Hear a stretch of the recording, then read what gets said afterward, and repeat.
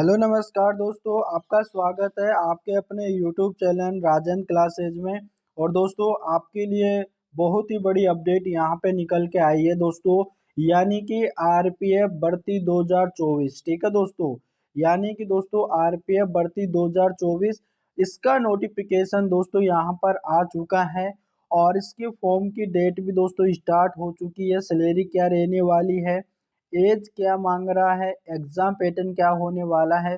और दोस्तों यहाँ पर अगर आप 10वीं पास हो तो भी इसका फॉर्म भर सकते हो, और ग्रेजुएशन हो तो अगर आप ग्रेजुएशन आपके कंप्लीट है तो यहाँ पर दो क्वालिफिकेशन है, 10वीं पास के लिए और ग्रेजुएशन पास के लिए। तो दोस्तों आरपीएफ भर्ती यानी कि इसके अंदर होती है एक तो कांस्टेबल की, एक होती है दोस्तों एसआई यानी सब इंस्पेक्टर की। तो अभी आपके पास बहुत ही शानदार मौका है। मैं आरपीएफ भर्ती 2024 के बारे में डिस्कस करने वाला हूं कि इसकी वैकेंसी जो है कितनी पोस्ट आई है, इसकी एग्जाम डेट जो है कब से स्टार्ट है, कब तक इसकी एग्जाम डेट चलेगी, एग्जाम पैटर्न इसका क्या रहने वाला है, और इसकी एज लिमिट क्या मांगी गई है, और इसके अंदर सैलरी क्या होती है, वो इसके बारे में अपन डिस्कस करने वाले हैं। तो भाई इस पूरी वीडियो को देखना है, बिल्कुल भी स्किप नहीं करना है। ये बहुत ही शानदार वैकेंसी है दोस्तों, आरपीएफ भर्ती 2024 यानी रेलवे प्रोटेक्शन फोर्स। ठीक है, तो इसके बारे में अपन डिस्कस करेंगे, तो पूरी वीडियो को देखना। और जिन्होंने भी चैनल को सब्सक्राइब नहीं किया है दोस्तों, चैनल को सब्सक्राइब कर लो और अपने दोस्तों के पास में भी इस वीडियो को भेज देना। दोस्तों आरपीएफ में जाना बहुत लोगों का सपना होता है, तो इस सपने को आपको पूरा करना है। बहुत ही ज़्यादा पदों पर इसकी वैकेंसी निकली है, तो आपका जो सपना है उसको पूरा करना है। जो भी इस रेलवे में जाना चाहता है, ठीक है भाई, जो भी आरपीएफ में जाना चाहता है उनके लिए शानदार मौका है। अभी फॉर्म चल रहे हैं, आपको फॉर्म कैसे भरना है वो जानकारी मैं आपको देने वाला हूँ। पूरी वीडियो देखना, बिल्कुल भी स्किप नहीं करना है। तो चलिएगा दोस्तों अपन करते हैं वीडियो को स्टार्ट। देखो दोस्तों यहाँ पर सबसे पहले अगर पोस्ट डिस्क्रिप्शन की अगर अपन बात करें तो ये आरपीएफ में रहने वाली है। आरपीएफ रेलवे प्रोटेक्शन फोर्स, ये इसकी फुल फॉर्म हो गई। आरपीएफ की फुल फॉर्म हो गई railway protection force. Indian railway is inviting online application for constable and sub inspector for 4,407 यानी पोस्ट आपके लिए रहने वाली है। ठीक है, एक तो रहेगी कांस्टेबल की, दूसरी रहेगी यहाँ पर सब इंस्पेक्टर की। ठीक है, interested people meet all the eligible criteria apply online. ठीक है, यानी जो भी स्टूडेंट अगर आरपीएफ यानी रेलवे प्रोटेक्शन फोर्स में जाना चाहता है तो इसका ऑनलाइन एप्लीकेशन यहाँ पे दोस्तों पोर्टल जो है इसका खुल चुका है, तो आप इसका फॉर्म भर सकते हो। दूसरी चीज यहाँ पे दोस्तों अगर बात करें सॉरी, यहाँ पर इसके अंदर पोस्ट रहने वाले हैं 4,000 यानी 4,460 यहाँ पर पोस्ट रहने वाले हैं। अब कई स्टूडेंट तो ऐसे बोलेंगे कि सर 4,460 पोस्ट में क्या रहने वाला है, इसकी पोस्ट और ज़्यादा होनी चाहिए, ये तो कम है। भाई ये कम नहीं है, 4,460 बहुत ज़्यादा है। आपको तो आपकी अपनी सीट पक्की करनी है, पोस्टों से मतलब मत रखो। अगर एक सीट भी निकले ना तो उसके बारे में सोचना है कि इसको तो लेकर मैं ही रहूँगा, मुझे कितना ही मेहनत क्यों ना करना पड़े। आपको तो सिर्फ एक सीट लेना है ना। 4,460, आप ये सोचो कि 4,460 पोस्ट है, मुझे सिर्फ एक सीट लेना है, मुझे और से मतलब नहीं है, मुझे सिर्फ मेरी सीट से मतलब है, मुझे सिर्फ मेरी एक सीट लेना है ना। तो ये काफी ज्यादा पोस्ट है, ये सब मत सोचना कि कम है। आप अगर आपकी मेहनत अगर ठीक ठाक है, अगर आप मेहनत किए हो तो आपके लिए पोस्ट मायने नहीं रखेगी। ठीक है, आपको तो सिर्फ एक सीट लेना है ना, उससे मतलब रखो और जी जान लगा दो।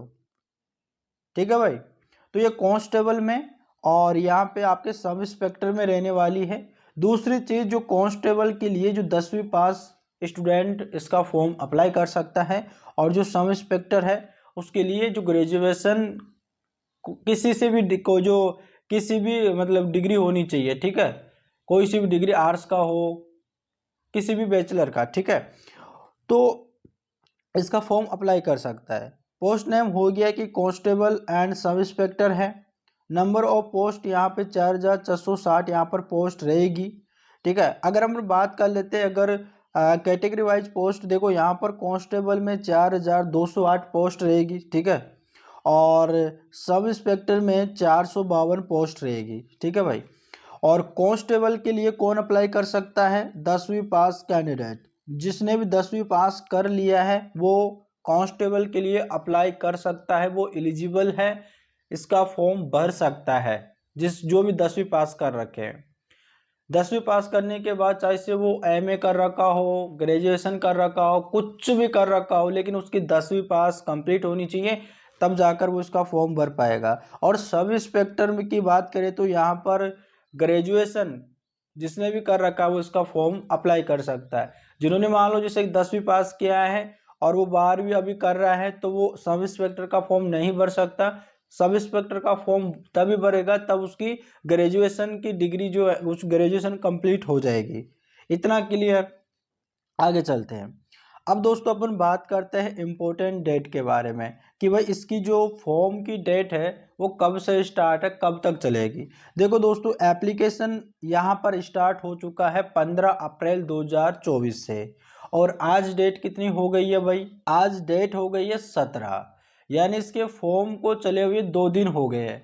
तो भाई आपको इसका फॉर्म भरना है, और इसकी लास्ट डेट को देखें तो उसकी लास्ट डेट है 14 मई, ठीक है, 2024, यानी कि 1 महीना इसके फॉर्म की डेट चलेगी, ठीक है। तो आपको ये नहीं देखना है कि लास्ट के समय में भर देंगे, मई में भर देंगे, 14 मई तक इसके फॉर्म चलेंगे। दोस्तों ये रेलवे की साइट है, कभी भी दोस्तों यहाँ पर ओवरलोड हो जाती है, तो आपको लास्ट समय का वेट नहीं करना है।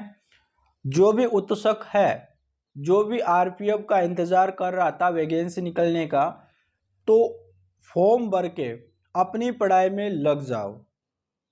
आपको ये बिल्कुल भी नहीं सोचना है कि मुझे अभी भर दूंगा, लास्ट में भर दूंगा, 14 मई तक चलेंगे, 5-6 मई को भी भर दूंगा, ऐसा बिल्कुल भी मत सोचना। आपको फॉर्म भरना है, तुरंत फॉर्म भर के अपनी पढ़ाई में लग जाओ, ठीक है। तो इसके फॉर्म की डेट मैंने आपको बता दी है कि 15 अप्रैल 2022 से इसकी फॉर्म स्टार्ट हो चुके हैं, और 14 मई 2024 तक इसके फॉर्म चलेंगे। और दोस्तों अगर बात करें करेक्शन डेट की, तो इसके अंदर आपको यहाँ पर करेक्शन करने के लिए भी डेट मिलेगी 15 से लेके 24 मई तक, ठीक है। लेकिन आपको ऐसी गलती नहीं करनी है, ठीक है भाई, आपको गलती नहीं करना है फालतू में। फिर बाद में दोस्तों आपको क्या देना पड़ेगा? पैसे पे करना पड़ेगा। जितना यहाँ पर आपका टोकन कटेगा उतना ही फिर से टोकन काटना पड़ेगा। एक छोटी सी गलती भी क्यों ना हो, अगर आपने एक मात्रा भी चेंज करनी हो ना, तो भी उतना ही पैसा आपको देना पड़ेगा। तो भाई आपको फॉर्म को जब एक बार आप भरते हो तो सबमिट करने से पहले उसको 2-3 बार देख लेना। जो भी आपने जानकारी उसके अंदर फिल किया है तो कोई गलत थोड़ी कर दिया है, कोई डॉक्यूमेंट्स अपलोड कर रहे हो तो देख लो कि गलत थोड़ी हो गया है। ये सारी चीज़ें देख के फिर बाद में सबमिट करना। अब बात करते हैं दोस्तों एप्लीकेशन फीस की, जिसमें जनरल, ओबीसी, ईडब्ल्यूएस की यहाँ पर 500 रुपये रहने वाली। जब आप फॉर्म भरोगे उसके बाद में आपको पैसा पे करना पड़ेगा, तब जाकर आपका फॉर्म सबमिट होगा। SC ST PH वालों के लिए यहाँ पर 250 रुपये यानी 250 रुपये देना पड़ेगा, ठीक है। लेकिन दोस्तों देखो यहाँ पर दे रखा है ना करेक्शन चार्ज, यहाँ पर उतना ही लगेगा 250 रुपये, चाहे से जनरल, ओबीसी, ईडब्ल्यूएस का कोई भी 250 रुपये होगा। दोस्तों यहाँ पर लिखा हुआ है देखो, रिफंड यानी refund after the affair stage first exam the fees which is fix for refund will be refunded. यानी जो भी आप फीस दोगे भाई, जो मान लो जैसे कि जनरल का है, ओबीसी का है, ईडब्ल्यूएस का है, अगर वो 500 पे कर रहा है तो जब आपका फर्स्ट एग्ज़ाम आप जब दोगे तब आपका ये रिफंड हो जाएगा, ठीक है। 500 जो रुपये है आपका वो तुरंत फर्स्ट एग्ज़ाम के, यानी 2 स्टेज में इसका एग्ज़ाम होता है। जैसे आपका फर्स्ट स्टेज का एग्ज़ाम होता है तो आपका जो पैसा आपने जितना पे किया है तुरंत आपके बैंक अकाउंट में आ जाएगा। जब आपका फॉर्म भरोगे तो उसमें बैंक डिटेल भी मांगी जाती है, तो बैंक डिटेल को ठीक से भरना, जैसे कि आपके अकाउंट नंबर हो गया, आपका आईपीएससी कोड हो गया, आपका नेम, ये सारी चीज़ें, ब्रांच नेम, ये सारी चीज़ें आपको ठीक से भरना है। ठीक है, ये आपके पैसे वापस आपको मिल जाएंगे। ठीक है भाई। और अपन बात कर लेते हैं एज लिमिट की। यहाँ पे दोस्तों यहाँ पर दे रखा है कि 1/7/2024 तक आपकी डेट जो है ना 18 साल की हो जानी चाहिए। अगर देखो आप आरपीएफ कांस्टेबल के लिए अगर अप्लाई कर रहे हो तो आपकी मिनिमम एज जो है 18 होनी चाहिए और मैक्सिमम यहाँ पे दोस्तों आपको 28 वर्ष होना चाहिए। अगर सब इंस्पेक्टर की एसआई की बात कर रहे हो तो यहाँ पर आपकी मिनिमम एज 20 होनी चाहिए और मैक्सिमम यहाँ पर आपकी 28 होनी चाहिए। ठीक है भाई। और जैसे कि यहाँ पर जो कैटेगरी वाइज छूट दी जाती है वो तो यहाँ पर रहती है। तो चलिएगा अपन चलते हैं हमारे आगे। देखो यहाँ पर आगे, तो यहाँ पर देखो, यहाँ पर दोस्तों आपको कुछ फिजिकल भी होता है, जैसे कि यहाँ पर कैटेगरी यहाँ पर दे रखा है, मेल के लिए यहाँ पर रहने वाले, फीमेल के लिए यहाँ पर ही रहने वाला है। जैसे कि अगर अपन हाइट की बात करें, ठीक है, तो आपकी हाइट सेंटीमीटर में होना चाहिए। अगर वो जनरल का और ओबीसी का अगर कैंडिडेट है तो उसकी 165 सेंटीमीटर हाइट होनी चाहिए। SC ST का जो कैंडिडेट है तो उसकी 160 सेंटीमीटर होना चाहिए। अगर फीमेल की बात करें तो जनरल और ओबीसी की फीमेल को अगर 157 सेंटीमीटर की हाइट की जरूरत पड़ेगी। SC ST के जो फीमेल है उनको 152 सेंटीमीटर की हाइट होनी चाहिए। अब यहाँ पर देखो 1600 मीटर्स रन कांस्टेबल के लिए यहाँ पर दे रखा है। जो कांस्टेबल के लिए अप्लाई करेगा उसको रन करना पड़ेगा, यानी दौड़ना पड़ेगा 5 मिनट और 45 सेकंड में। ठीक है, 1600 मीटर की दूरी है ना, उसको 5 मिनट 45 सेकंड में पूरा करना पड़ेगा। ये है जनरल और ओबीसी वालों के लिए। SC ST के लिए यहाँ पे दोस्तों 5 मिनट और 45 सेकंड में भी तय करना पड़ेगा, दोनों में सेम है। ठीक है, ये तो।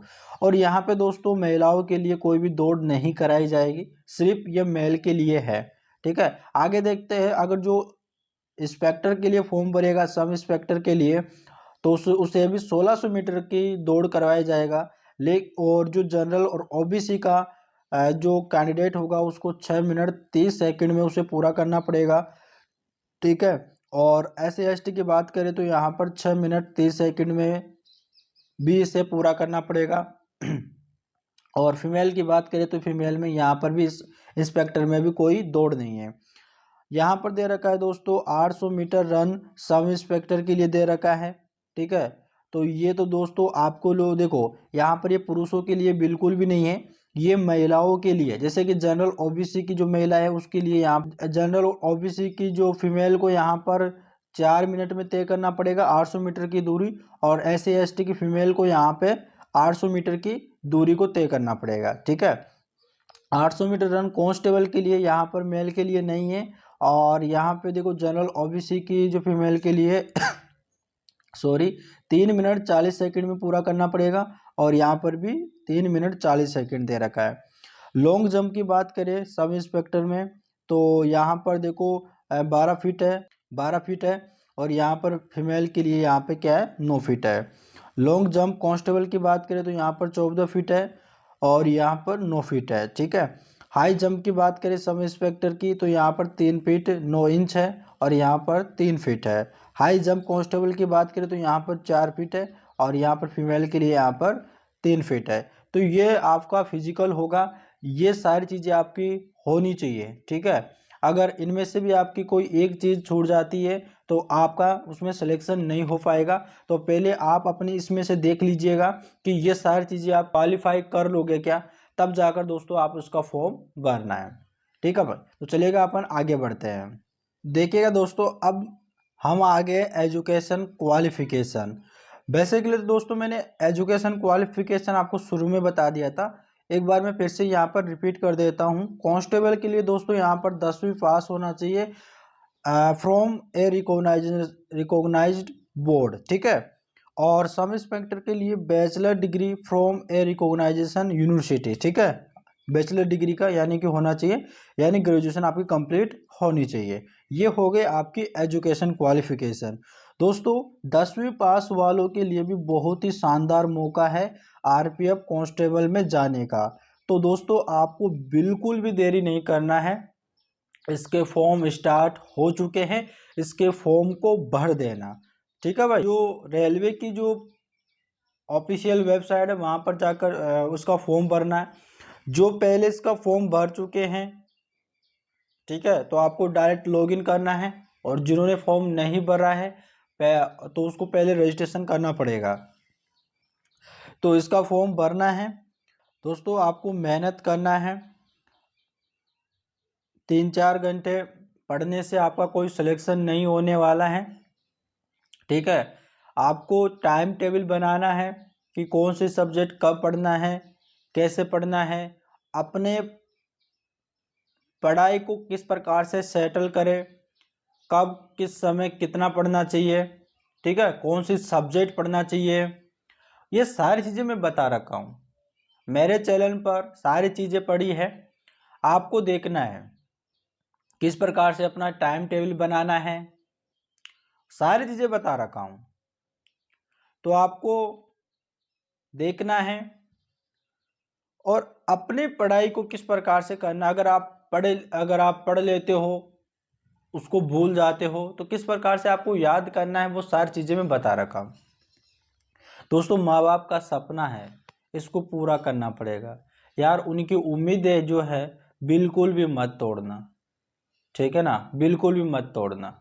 आपके भरोसे बैठे हुए हैं, आप जॉब लग जाओगे तब जब उनको जो खुशी होगी ना, वो खुशी देखने लायक होगी।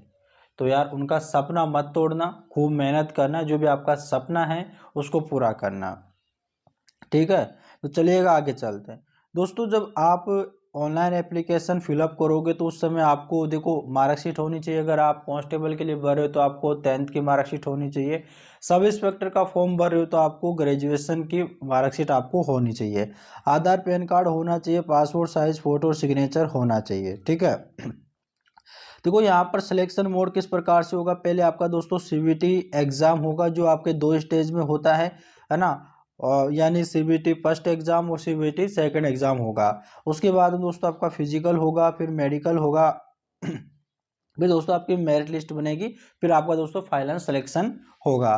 तो इस प्रकार से होगा दोस्तों, ये सारी चीज़ें हैं। उम्मीद करते हैं दोस्तों आपको ये सारी चीज़ें आपको समझ में आ गई है। तो इसका जितना हो सके जल्द से जल्द इसका फॉर्म भर देना और अपनी पढ़ाई में लग जाना। चलेगा दोस्तों, अपन मिलते हैं नेक्स्ट वीडियो में, तब तक के लिए धन्यवाद।